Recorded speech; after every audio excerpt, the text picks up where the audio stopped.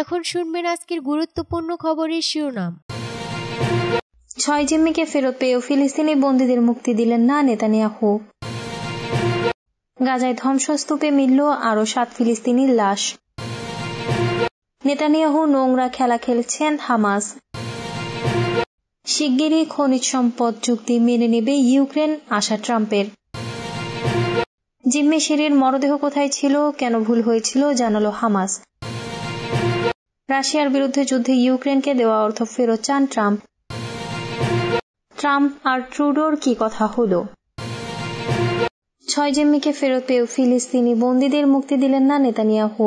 ইসরায়েলের আরও 6 জন জিম্মিকে গতকাল শনিবার মুক্তি দিয়েছে ফিলিস্তিনের স্বাধীনতাকামী সংগঠন হামাস। বিনিময়ে এই দিনই 6 শতাধিক ফিলিস্তিনিকে মুক্তি দেওয়ার কথা ছিল ইসরায়েলের। তবে দেশটির প্রধানমন্ত্রী বেনিয়ামিন নেতানিয়াহু বলেছেন, সর্বশেষ মুক্তি পাওয়া জিম্মিদের অপমানজনক অনুষ্ঠানের মাধ্যমে ইসরায়েলের হাতে তুলে দেওয়া হয়েছে, তাই আপাতত ফিলিস্তিনি বন্দীদের মুক্তি দেওয়া হবে না। গতকাল দিবাগত রাতে এক বিবৃতিতে নেতানিয়াহু বলেন, অপমানজনক অনুষ্ঠানের মাধ্যমে আমাদের জিম্মিদের অসম্মান করা এবং অপপ্রচারের জন্য জিম্মিদের নিন্দনীয়ভাবে ব্যবহার করা সহ হামাসের বারবার লঙ্ঘনের জেরে এই সিদ্ধান্ত নেওয়া হয়েছে যে পরবর্তী ধাপে অপমানজনক অনুষ্ঠান ছাড়া জিম্মিদের মুক্তি না দেওয়া পর্যন্ত গতকাল যেসব সন্ত্রাসীদের মুক্তি দেওয়ার পরিকল্পনা করা হয়েছিল তাদের ছাড়া হবে না।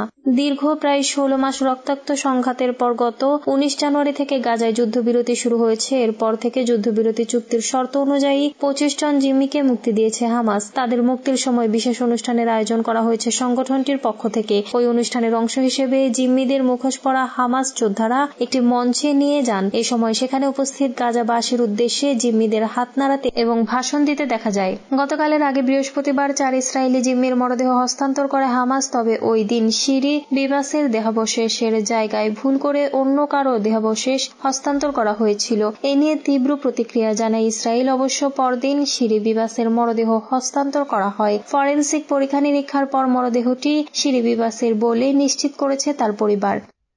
গাজায় ধ্বংসস্তূপে মিলল আরও 7 ফিলিস্তিনির লাশ। গাজায় ধ্বংসস্তূপের ভেতর থেকে আরও 7 ফিলিস্তিনির লাশ উদ্ধার করা হয়েছে। তুরস্কের রাষ্ট্রীয় বার্তা সংস্থা আনাদুলু এজেন্সি তাদের এক প্রতিবেদনে খবর জানিয়েছে। দীর্ঘ 15 মাসের বেশি সময় পর গত মাসেই ফিলিস্তিনের গাজায় কার্যকর হয়েছে যুদ্ধবিরতি চুক্তি। তবে এরপর থেকেই সেখানে ধ্বংসস্তূপের নিচে থেকে একের পর এক উদ্ধার হচ্ছে নিহতদের লাশ, আর এতে করে বেড়েই চলেছে প্রাণহানির সংখ্যা। বার্তা সংস্থাটি বলেছে, ফিলিস্তিনি স্বাস্থ্যকর্মী ও উদ্ধারকর্মীরা গাজার ধ্বংসস্তূপের নিচ থেকে আরো 7 ফিলিস্তিনি লাশ উদ্ধার করেছেন। এর ফলে 2023 সালের অক্টোবর থেকে গাজা উপত্যকায় ইসরায়েলের গণহত্যামূলক যুদ্ধে নিহত ফিলিস্তিনিদের সংখ্যা 48,329 জনে পৌঁছেছে বলে শনিবার গাজার স্বাস্থ্য মন্ত্রণালয় জানিয়েছে। মন্ত্রণালয়ের এক বিবৃতিতে বলা হয়েছে, ইসরায়েলি গোলা বর্ষণে গত 48 ঘণ্টায় 2 জন ফিলিস্তিনি মারা গেছেন এবং তারাও প্রাণহানির এই সংখ্যার মধ্যে রয়েছেন।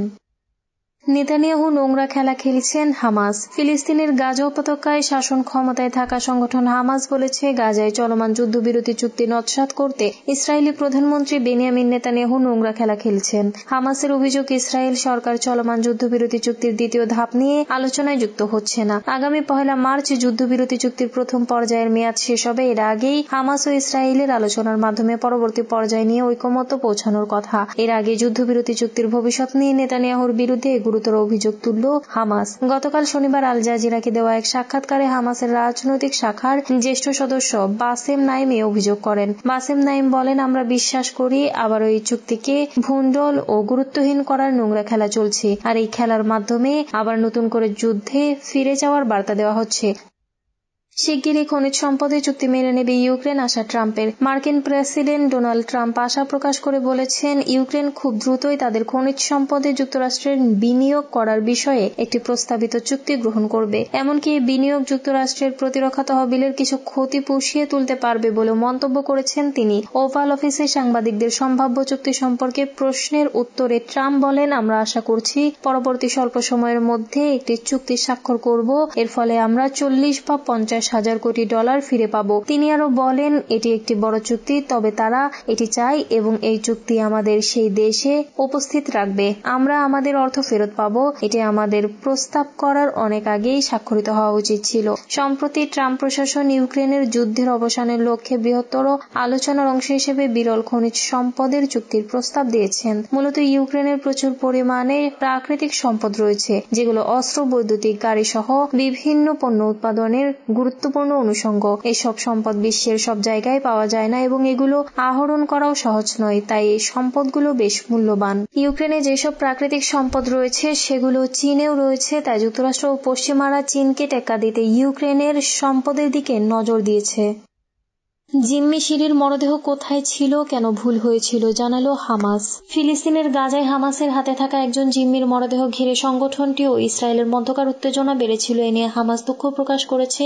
ইসরায়েলের কাছে সঠিক জিম্মির মরদেহ ফেরত দেওয়া হয়েছে। যুক্তরাষ্ট্রের সমর্থনে এবং কাতার ও মিশরের মধ্যস্থতায় গত মাসে সই হওয়া যুদ্ধবিরতি চুক্তির শর্ত মেনে কয়েক দফায় জিম্মি ও জিম্মি ব্যক্তিদের মরদেহ ইসরায়েলে ফেরত পাঠাচ্ছে হামাস। এর বিপরীতে ইসরায়েলের কারাগারগুলোয় আটক থাকা ফিলিস্তিনিদের মুক্তি দেওয়া হচ্ছে। এর মধ্যেই অঘটন ঘটে গত বৃহস্পতিবার। ওই দিন প্রথমবারের মতো 4 জিম্মির মরদেহ ইসরায়েলে ফেরত পাঠানো হয়। এই 4 জিম্মি হল 2 শিশু কেফির বিবাস ও এরিয়েল বিবাস। শিশু দুটির মা শিরি বিবাস। চতুর্থ যে জিম্মির মরদেহ ফেরত দেওয়া হয়েছে তিনি ওদেত লিফশিজ্জ।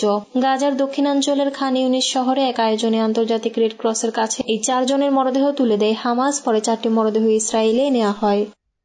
রাশিয়ার বিরুদ্ধে যুদ্ধে ইউক্রেনকে দেওয়া অর্থ ফেরত চান ট্রাম্প। রাশিয়ার বিরুদ্ধে যুদ্ধে ইউক্রেনকে যুক্তরাষ্ট্রের দেওয়া শত শত কোটি ডলারের সহায়তা ফেরত চান মার্কিন প্রেসিডেন্ট ডোনাল্ড ট্রাম্প। স্থানীয় সময় শনিবার রাজধানী ওয়াশিংটন ডিসির বাইরে নিজ দল রিপাবলিকান পার্টির সদস্যদের বার্ষিক জমায়েত কনজারভেটিভ পলিটিক্যাল অ্যাকশন কনফারেন্সে একথা বলেন তিনি। 3 বছর ধরে ইউক্রেন যুদ্ধ চলছে। এই যুদ্ধ থামাতে বেশ তৎপর ট্রাম্প। এ নিয়ে এরই মধ্যে রাশিয়ার সঙ্গে বৈঠক করেছেন তার প্রশাসনের কর্তা ব্যক্তিরা। রুশ প্রেসিডেন্ট ভ্লাদিমির পুতিনের সঙ্গে ফোন কলে কথাও বলেছেন তিনি। তবে যুদ্ধ বন্ধের আলোচনায় ইউক্রেনকে যুক্ত করা হয়নি। দেশটির প্রেসিডেন্ট ভলোদিমির জেলেনস্কিকে নিয়ে আক্রমণাত্মক কথাও বলেছেন ট্রাম্প। এর মধ্যেই এবার ইউক্রেনকে সাবেক প্রেসিডেন্ট জো বাইডেনের প্রশাসনের দেওয়া সহায়তার অর্থ ফেরত নেওয়ার প্রসঙ্গে কথা বলেন ট্রাম্প। শনিবারের সম্মেলনে তিনি বলেন, আমি প্রেসিডেন্ট জেলেনস্কির সঙ্গে কাজ করছি, প্রেসিডেন্ট পুতিনের সঙ্গে কাজ করছি, আমি অর্থ ফিরিয়ে আনার চেষ্টা করছি। ট্রাম্প আরও বলেন, ইউক্রেনকে ঋণ হিসেবে অর্থ দিয়েছে ইউরোপ, তারা তাদের অর্থ ফেরত পাবে। তবে যুক্তরাষ্ট্র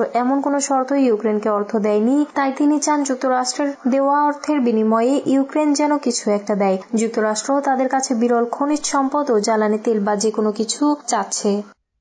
ট্রাম্প আর ট্রুডোর কি কথা হলো?